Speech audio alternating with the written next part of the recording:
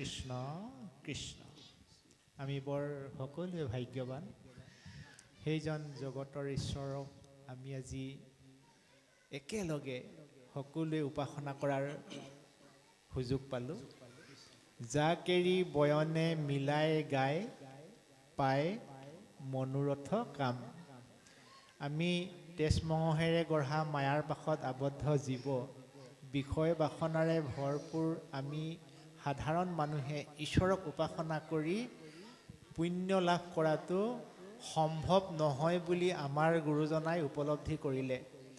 আৰু তেওঁ সেইবাবে এটা সুন্দৰ সুবিধা দিলে যে যিসকল সাধক ব্যক্তি, যিসকল ভগৱন্তক উপাসনা কৰি ভগৱন্তক সন্তুষ্ট কৰিব পৰা ব্যক্তি, সেই ব্যক্তিসকলৰ লগত যদি আমি জীৱনত কেনেবাকৈ এদিন হ'লেও ঈশ্বৰক উপাসনা কৰাৰ সুযোগ পাওঁ, সেইদিনাখনেই বোলে আমাৰ জীৱন উত্তৰণ ঘটে। গতিকে সেনে এজন মহান ব্যক্তি কোনজন আমি চিনাক্ত কৰিব নোৱাৰোঁ। চহা জীৱনৰ খাটি খোৱা দিন হাজিৰা কৰা মানুহজনো ভগৱন্তৰ একান্ত ভক্ত হ'ব পাৰে। ৰাজকীয় যজ্ঞত যুধিষ্ঠিৰৰ গুহক চণ্ডালক লৈ পেলাই এই উপমাটো ধৰ্মশাস্ত্ৰত খুব সুন্দৰভাৱে উল্লেখ আছে। গতিকে অনাদি অনন্ত শ্ৰীহৰি এই সংসাৰত জন্ম হোৱাৰ লগে লগে কি হ'ব, আমি সংক্ষেপত কথাখিনি আলোচনা কৰিছোঁ। যিহেতু আমি প্ৰতিশ্ৰুতিবদ্ধ 10 বজালৈকেহে আলোচনা কৰিম।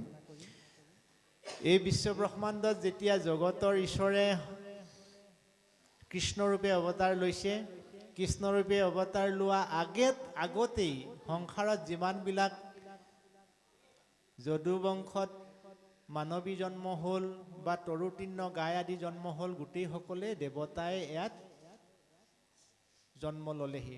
আৰু এই যিসকল দেৱতা, এই যিসকল দেৱী, দেৱী বুলি কোৱাৰ লগে লগে আমাৰ এগৰাকী দেৱীৰ কথা সহজতে মনলৈ আহে। জানুৱাৰী মাহতেই আমাৰ শিক্ষা জগতৰ দায়িত্ব অৰ্পণ কৰা সেই মাতৃদেৱী সৰস্বতীৰ পূজা আমাৰ ধৰাধামত পালন কৰা হয়। এইটো কোনো দুখনীয়া কাম নহয়। পূজা মানে কি? পূজা মানে শ্ৰদ্ধা, পূজা মানে ভক্তি, পূজা মানে সেৱা। সৰস্বতী পূজা এই সংসাৰত এই জানুৱাৰী মাহতেই পালন কৰা হয়। কিন্তু এই পূজা নামত যিবিলাক বিধি বিধান আছিল, দেৱী পূজাই হওক, দেৱতা পূজাই হওক, এইবিলাক দ্ৰাপৰ যুগৰ বিধান আছিল। দ্ৰাপৰ যুগ। এইটো আমাৰ যে মোবাইল এটা আছে নহয়, এই মোবাইলটো যিমানেই দামী হ'লেও এই মোবাইলত যেতিয়া ইয়াৰ ৰিচাৰ্জ শেষ হ'ব, ৰিচাৰ্জটোক অসমীয়াত কি বুলি কয় বাৰু? মই নাজানো। কিন্তু ইয়াৰ আয়ুসকাল, আমি সহজত ক'বলৈ গ'লে ইয়াৰ আয়ুসকাল নহয়নে বাৰু? যিমান দামী মোবাইল হ'লেও ইয়াৰ যেতিয়া আয়ুসকাল শেষ হ'ব, ৰিচাৰ্জ শেষ হ'ব, তেতিয়া ইয়াৰ কিন্তু একো কাম নাই, মূল্য নাই। গতিকে আমাৰ দেৱীসকল, দেৱসকলৰ কাৰণে এটা নিৰ্দিষ্ট সময় বান্ধি দিয়া আছিল। জগতৰ ঈশ্বৰে তেওঁলোকক এই সংসাৰত পূজা ভাগ ল'বৰ কাৰণে গোটেই দ্ৰাপৰ যুগটো অপশ্যন দি দিছিলে, সুবিধা দি দিছিলে। গোটেই দেৱসকল, দেৱীসকল, তোমালোকে দ্ৰাপৰ যুগত নৰ মনুষ্যৰ পূজা ভাগ ল'বা যোৱা। এই বুলি জগতৰ ঈশ্বৰে সৃষ্টিৰ সময়তে তেওঁলোকক দায়িত্ব অৰ্পণ কৰিছিল। এতিয়া সেই সময় কিন্তু নাই। এতিয়া আমাৰ সেই সময়ত আছেনে নাই আপুনি মন কৰিব। আমাৰ যিসকল মনুষ্যই এতিয়া মূৰ্তি পূজা কৰে, নিনিন্দিবা নিহিংসিবা, কাকো তুমি নিন্দা নকৰিবা, তুমি হিংসা নকৰিবা। কিন্তু তুমি চোৱাচোন বন্ধু, যিগৰাকী দেৱী বা যিজন দেৱতাক কিমান শ্ৰদ্ধাৰে পূজা ভক্তি সেৱা কৰে, সেই দেৱতাৰ প্ৰতিমূৰ্তিগৰাকী পূজাৰ অন্তত এনেকুৱা ঠাইত পেলাই থয় যাৰ কথা আপুনি বৰ্ণনা কৰিব নোৱাৰি। তেওঁক অপমান কৰা হয় নে পূজা কৰা হয়? যদি তুমি পূজা কৰিম বুলি ভাবিছিলা, গোটেই জীৱনটো পূজা কৰা। যদি তুমি অপমান কৰিবলৈ পূজা কৰিম বুলি ভাবিছা, তুমি কিন্তু দুখৰ ভাগীহে হবা বন্ধু। গতিকে জানিলে কৰিবা, নেজানিলে নকৰিবা। দুদিন পূজা কৰাৰ পিছত সেই দেৱী মূৰ্তিটো এনেকুৱা ঠাইত পেলাই যাক বৰ্ণনা কৰাৰ অতীত। মোৰ মা দেউতাই মোক তুলি তালি ডাঙৰ দীঘল কৰিলে। মোৰ মা দেউতা বৃদ্ধ অৱস্থাত মই কি পথৰ ভিক্ষাৰী কৰি এৰি থৈ আহিম নেকি? মই কি বৃদ্ধাশ্ৰমত এৰি থৈ আহিম নেকি? এয়াই নি মোৰ মানৱীয়তা গুণ?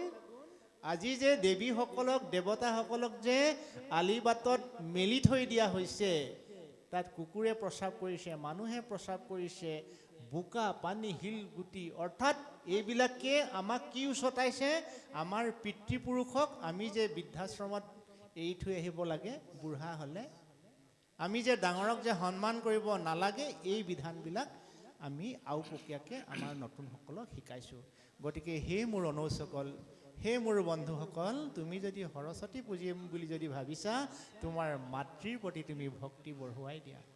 তুমি দেৱতাক পুজিম বুলি যদি ভাবিছা, হে বন্ধু, হে অনৌজ, তুমি তোমাৰ দেউতাৰ প্ৰতি শ্ৰদ্ধা বঢ়াই দিয়া। এই বিশ্বব্ৰহ্মাণ্ডত সাক্ষাৎ দেৱতা হৈছে পিতৃ মাতৃ, সাক্ষাৎ দেৱতা হৈছে, সাক্ষাৎ ঈশ্বৰ হৈছে পিতৃ মাতৃ। পিতৃ মাতৃৰ অবিহনে বিশ্বব্ৰহ্মাণ্ড তেনেই শূন্য।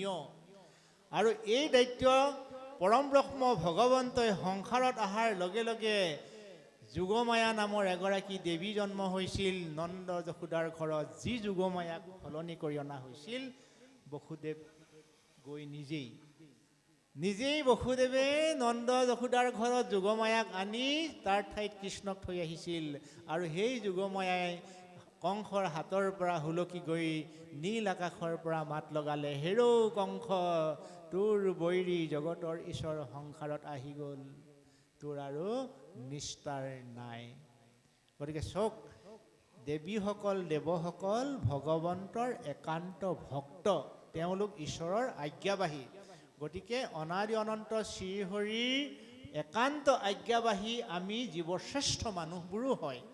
গতিকে আমি জীৱশ্ৰেষ্ঠ মানুহৰ কৰণীয় হৈছে অনাদি অনন্ত জগতৰ ঈশ্বৰক পূজা সেৱা শ্ৰদ্ধা ভক্তি আদি কৰা। কাৰণ কৃষ্ণক পুজিলে পূজা সমস্তকে হয়, এই বাৰ্তাটো দিবলৈকে শংকৰদেৱে এই ধৰাধামলৈ আহিছিল। বলি বিধান দি আনক মানে হত্যা কৰি, আনক মানে দান দি নিজৰ কল্যাণ সাধিবলৈ ভাবাটো এটা মহাপাপ।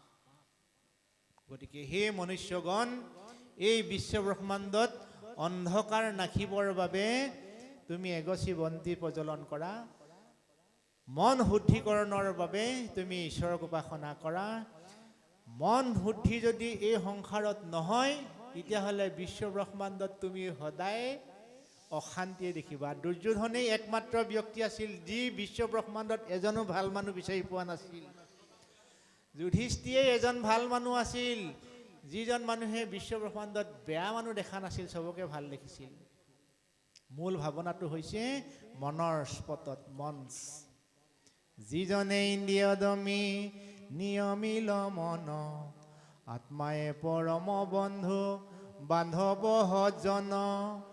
অজিত ইন্দ্ৰিয় যাৰ মন স্বতন্ত্ৰ, আত্মায়ে পৰম শত্ৰু নালাগে অপৰ। গীতা শাস্ত্ৰত সখা অৰ্জুনক কৃষ্ণই এই বাৰ্তাবিলাক বুজাইছিল যে ইন্দ্ৰিয় দমন কৰিবলৈ যদি আমি শৈশৱৰ পৰা শিকোঁ, যৌৱন কালত আমি যদি ইন্দ্ৰিয়ক নিয়ন্ত্ৰণ কৰিবলৈ শিকোঁ, বৃদ্ধকালটো আমি হাঁহি হাঁহি পাৰ কৰাব পাৰিম। যদি যৌৱনকাল শৈশৱ কালতেই আমি ইন্দ্ৰিয় দমন কৰা কৌশল নিশিকিলোঁ, বৃদ্ধাৱস্থাত যিমান চেষ্টা কৰিলেও আমি তাক আয়ত্ত কৰিব নোৱাৰিম। সেইকাৰণে কোৱা হয়, ধৰিও কুমাৰকালে ভাগৱত ধৰ্ম।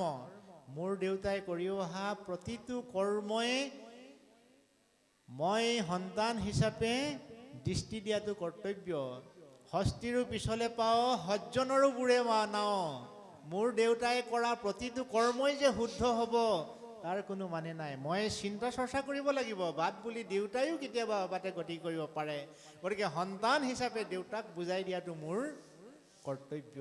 আৰু মই যদি দেউতাক হয়, ময়ো যোগ্য ভোগ্য বসুন্ধৰা। মোৰ ল'ৰাটো যিহেতু পঢ়া শুনা কৰিছে, গুণী জ্ঞানী হৈছে, মোৰ ল'ৰাই কোৱা কথাষাৰ মই মানিব লাগে বুলি মই দেউতাক হিচাপেও গুৰুত্ব দিব লাগে। ল'ৰাইও যদি দেউতাকৰ কথা শুনে, দেউতাকেও যদি ল'ৰাৰ কথা শুনে, সেইখন ঘৰ সুখময়, মধুময়, জ্যোতিময়। আৰু ইজনৰ কথা সিজনে নুশুনে, সিজনৰ কথা ইজনে নুশুনে, সেইখন ঘৰেই হৈছে অসাৰ সংসাৰ। গতিকে আমি অসাৰ সংসাৰ কোনেও নিবিচাৰোঁ। এই বিশ্বব্ৰহ্মাণ্ডত জগতৰ ঈশ্বৰে আইসকলৰ ইমানেই শ্ৰদ্ধা কৰে, আইসকলক ইমানেই ভাল পায়, আইসকলক ইমানেই সন্মান কৰে। মন কৰকচোন, কাৰাগাৰৰ মাজত আবদ্ধ থকা এগৰাকী মাতৃক দেৱতাসকলে প্ৰাৰ্থনা কৰিছে। সেইকাৰণে কোৱা হয়, বহু ভাগ্যৰ বলতহে এগৰাকী ভক্তিমতী আই আপুনি জীৱন সংগী হিচাপে পাব। এনেই ছোৱালী ঢেৰ পাব বিয়া পাতিবলৈ, কিন্তু এগৰাকী ভক্তিমতী আই দেই, ছোৱালী আই, বহু ভাগ্যৰ বলতহে মানুহে জীৱন সংগী হিচাপে পায়। তাৰপিছত বহু ভাগ্যৰ বলতহে সেইখন ঘৰত এটি ভাল সন্তান জন্ম হয়। বহু ভাগ্যৰ বলত সুভাগ্য পায়, বহু ভাগ্যৰ বলত সুপুত্ৰ পায়, বহু ভাগ্যৰ বলত ভাতক খায়, তাতোতকৈ বহু ভাগ্যৰ বলতহে সন্তৰ সং পায়।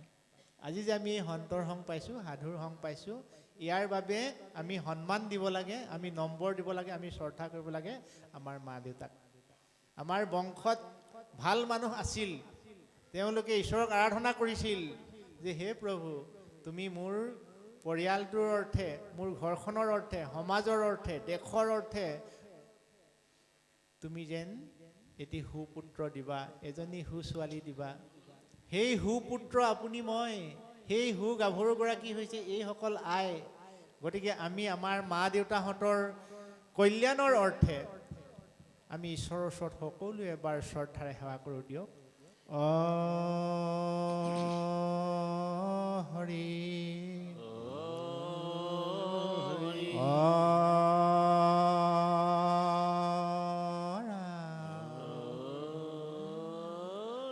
ভাল লাগিছে ন?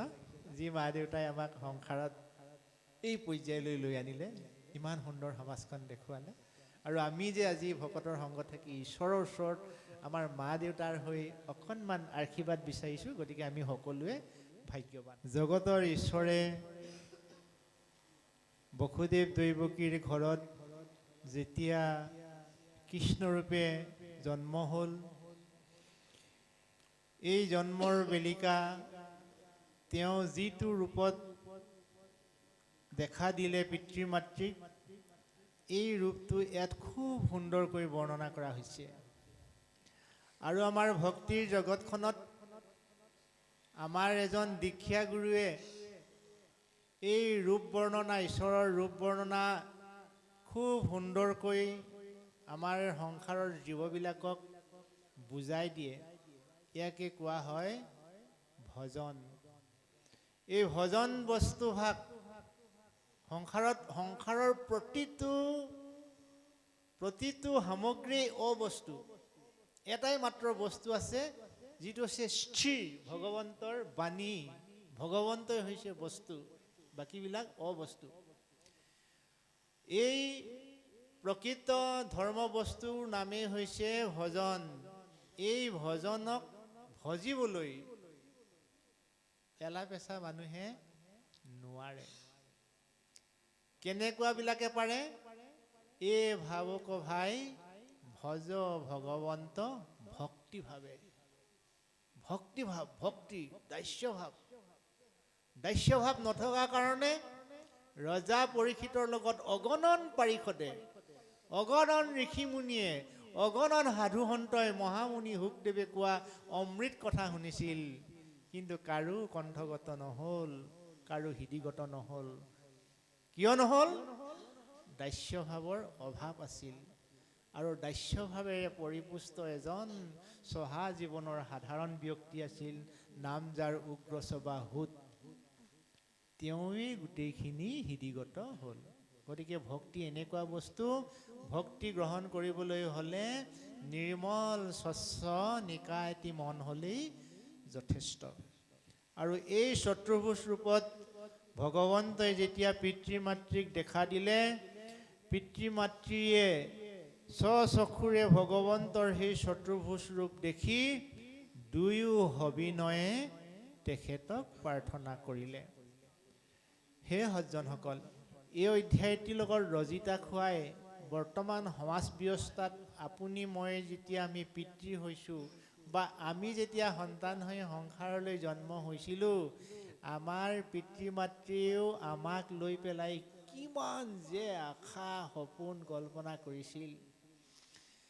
এটা দিন আছিল যি সময়ত ছোৱালীবিলাক নিজৰ মাক দেউতাকক এৰি থৈ যেতিয়া আনৰ ঘৰলৈ গৈছিল, তেতিয়া তেওঁলোকে কান্দি কান্দি গৈছিল। সন্ধিয়া হোৱাৰ লগে লগে পদূলিৰ মূৰত গৈ ডিঙি মেলি মেলি চাইছিল, জানোচা ঘৰৰ কাৰোবাৰ ভায়েকক দেখে নেকি, আপোন কোনোবা মানুহক দেখে নেকি। সেইকাৰণে গীতিকাৰসকলে গাইছিল, সন্ধিয়া আকাশত বগলী উৰে, আইৰে ঘৰলৈ মনতে পৰে।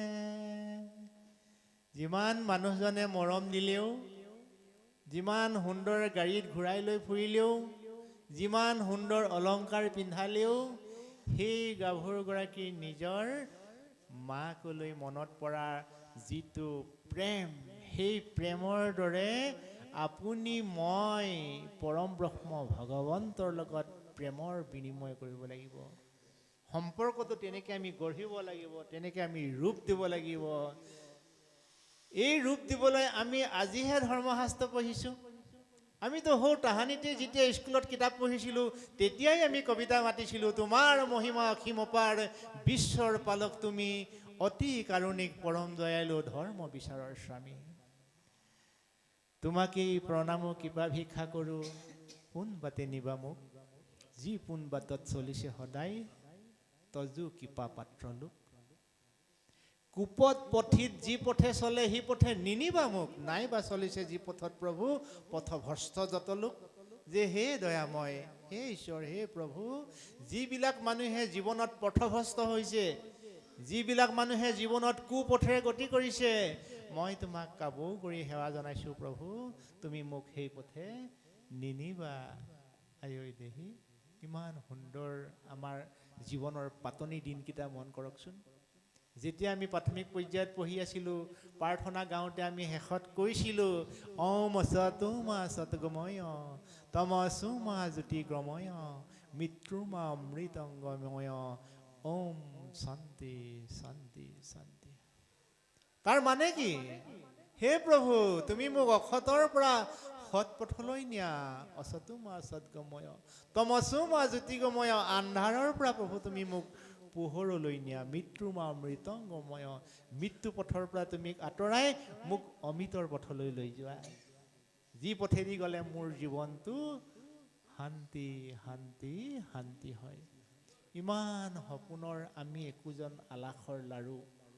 গতিকে আমি যদি জীৱনত বাট বুলি অবাটে গতি কৰোঁ, পৰম ব্ৰহ্ম ভগৱন্তই মনো কষ্ট পায়।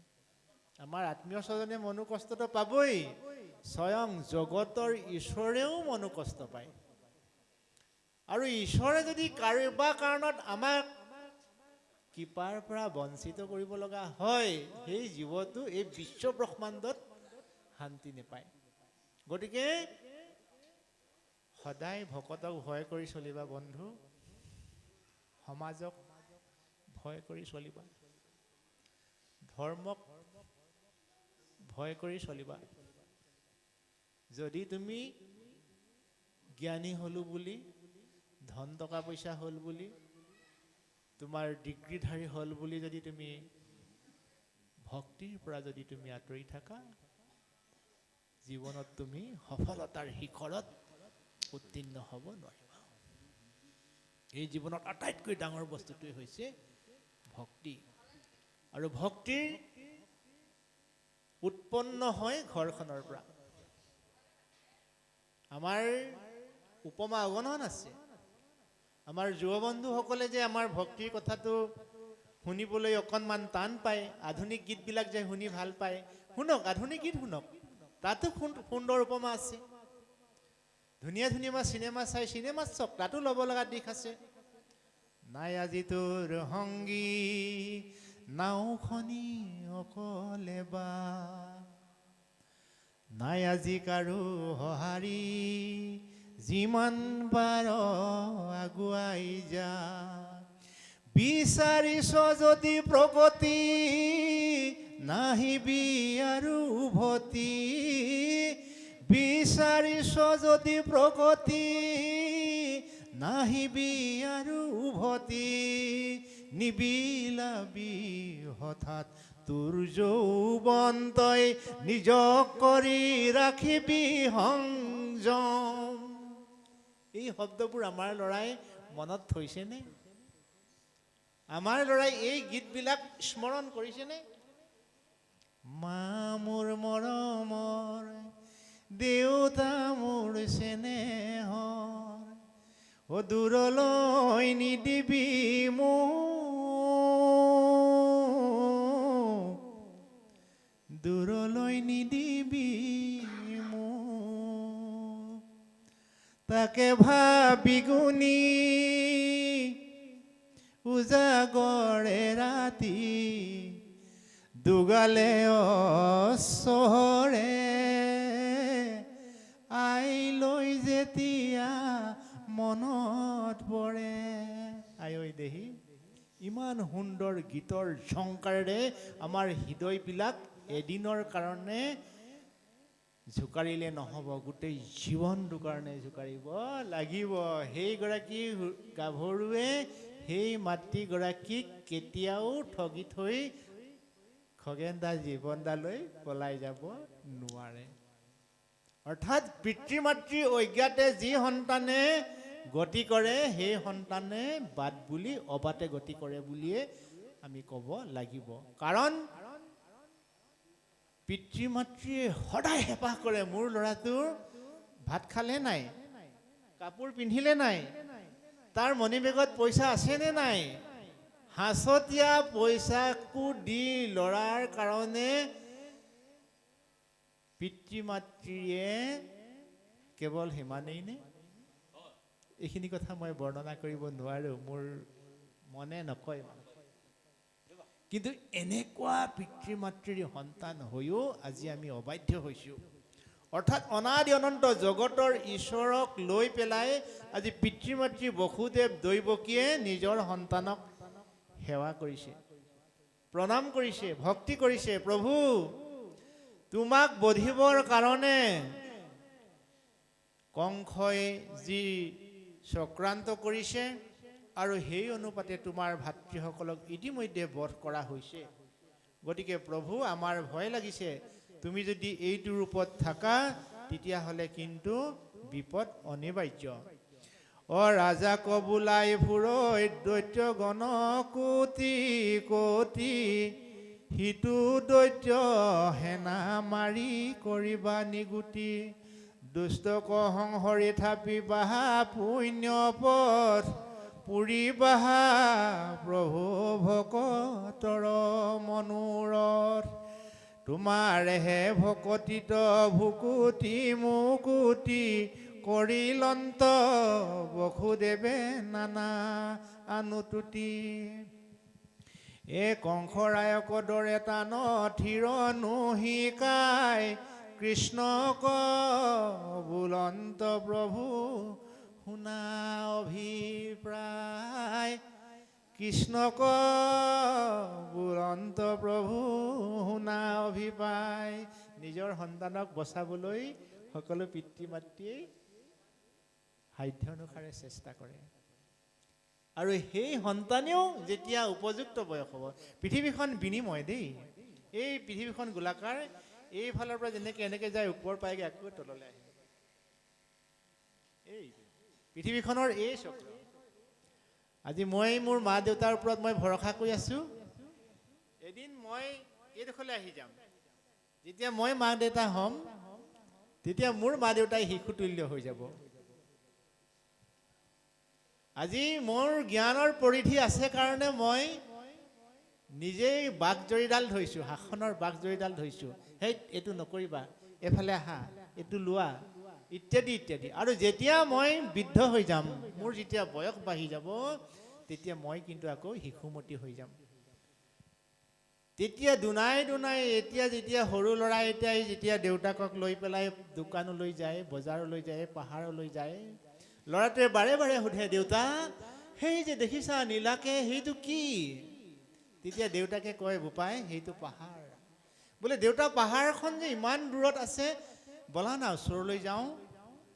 তেতিয়া দেউতাকে ক'ব, বোপাই তুমি মই গৈ থাকিলেও পাহাৰখনো গৈ থাকিব, আমি সহজত পাহাৰখন নেপামগৈ, গতিকে পাহাৰলৈ যোৱাটো সম্ভৱ নহয় বোপাই।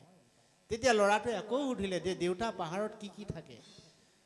ইত্যাদি ইত্যাদি 100টা প্ৰশ্নৰে কৈ দেউতাকক আমনি লগাই দিব। আৰু দেউতাকেও বৰ গৌৰৱেৰে ল'ৰাটোক প্ৰশ্নৰ উত্তৰ দি থাকিব। ইমান ভাল লগা দৃশ্য দেখিছেনে? কিন্তু বৰ বেজাৰ লাগে সেইদিনা, যিদিনাখন দেউতাকে নিজৰ ল'ৰাটোক এবাৰ ক'লে, দুবাৰ ক'লে, 3বাৰ কোৱাৰ লগে লগে ল'ৰাটোৱে উভতি ধৰিলে, তুমিতো মোক এবাৰ কৈছিলা, কিয় বাৰে বাৰে একেটা কথা কৈ আছা? আজি দেউতাকে সন্তানৰ কথা 1000বাৰ শুনিও সহ্য কৰিছিলে, মনত সন্তুষ্টি লভিছিলে, মোৰ ল'ৰা জ্ঞানী হ'ব, মোৰ ল'ৰা ভাল হ'ব। কিন্তু আজি সেই সন্তানে দেউতাকে কোৱা, মাকে কোৱা 1-2টা কথাতে অসন্তুষ্টি। গতিকে এয়াই হৈছে আমাৰ সমাজ। এই সমাজ যদি আমি সংস্কাৰ কৰিব নোৱাৰোঁ, আমি কিন্তু শিক্ষিত হিচাপে, আমি কিন্তু জ্যেষ্ঠ ভাতৃ হিচাপে, আমি কিন্তু দেউতাক হিচাপে, আমি কিন্তু সমাজৰ এজন সচেতন ব্যক্তি হিচাপে আমি কিন্তু ব্যৰ্থ হ'ম। যদি আমি ব্যৰ্থ নোহোৱাটো বিচাৰোঁ, তেতিয়াহ'লে আমি আধ্যাত্মিকতাৰ জগতখনৰ বাদে ইয়াৰ নিৰাময়ৰ একো উপায় নাই। মোৰ বন্ধুসকলৰ অৰ্থে ভাগৱতৰ মাজতে কেইটামান গীতৰ কলিও দিয়া হ'ল, গতিকে জ্যেষ্ঠজনে দায় নধৰিব। আমি প্ৰয়োজন সাপেক্ষে ঈশ্বৰৰ কথাৰ লগত কিছুমান কথা এইকাৰণেই উপমা দিব লগা হয়, যোনে যিটো সোৱাদ ভাল পায় সেই সোৱাদৰ যদি তেওঁ সোমাই যায়, তেতিয়াহ'লে ল'ৰাটোৰ জ্বৰ উঠি আছে, জ্বৰ উঠি থকাৰ সময়ত তাক যদি পোনে পোনে পিল এটা খাবলৈ দিয়া যায়, সি পিলটো তিতা বুলি নেখায়। যদি তাক লোভ দিয়া যায়, তুমি পিলটো খোৱা, তোমাক মই এটা চকলেট দিম, তেতিয়া সি চকলেটটোৰ আশাতেই যেতিয়া পিলটো খায়, সিয়ে জ্বৰটো আপোনা আপুনি ভাল হৈ যায়। তদ্ৰূপ এই সংসাৰত আমি আমাৰ অনুজসকলক বুজাবৰ কাৰণে কেতিয়াবা বিভিন্ন ঠাইৰ পৰা উপমা আনিব লগা হয়। গতিকে ভাগৱতৰ মাজতে হয়তো আমাৰ যিহেতু সমগ্ৰ বিশ্বই দেখিব পৰাকৈ ইউটিউবাৰসকলে প্ৰচাৰ কৰিব, সেয়েহে মই কথাষাৰ জনাই দিছোঁ যে আমি আমাৰ ভাগৱত পাঠৰ মূল লক্ষ্য উদ্দেশ্য হৈছে, ঈশ্বৰৰ কথাৰ মূল লক্ষ্য উদ্দেশ্য হৈছে সমাজ সংস্কাৰ কৰা, নতুন প্ৰজন্মক আমি শুদ্ধ পথৰ সন্ধান দিয়া। আৰু শুদ্ধ পথৰ সন্ধান দিবলৈ যাওঁতে পোনে পোনে যদি আমি ঈশ্বৰৰ কথা কৈ দিওঁ, সেই ল'ৰাটো আমনি পাব, সেই ল'ৰাটোৱে শুনি সোৱাদ নেপাব। সেইকাৰণে সেই ল'ৰাটোক কেতিয়াবা গীত গাই শুনাব লগা হয়, কেতিয়াবা নাচি শিকা শুনাব লগা হয়, কেতিয়াবা সাধু কৈ শুনাব লগা হয়। আপুনি মই এইবিলাক কোৱাটোতো দূৰৰে কথা, জগতৰ ঈশ্বৰক বিচনাৰ পৰা তুলিবৰ কাৰণে যিবিলাক গীত গাইছিল মাতৃয়ে, যাক কোৱা হয় গুৰুজনাৰ ভাষাত বৰগীত, সেই গীতবিলাক শুনিলে মানুহৰ মন প্ৰাণ জীপাল হৈ উঠে। নিজৰ সন্তানক সদায় প্ৰশংসা দৃষ্টিৰে চাবলৈ নন্দৰ পৰিবাৰ যশোদাই আমাক নিদৰ্শন দি গৈছে যে নিজৰ ল'ৰাক কেনেকৈ সম্ভাষণ জনাব লাগে। ল'ৰা হ'ল বুলিয়ে তাক যাতে অনাদৰ নকৰিবা হে মাতৃসকল। মোৰ প্ৰাণ ধন সুচান্দ বয়ন গাঁও চালতে জিনিন্দ হ'ব পুৰুষৰ শিৰৰ ভূষণ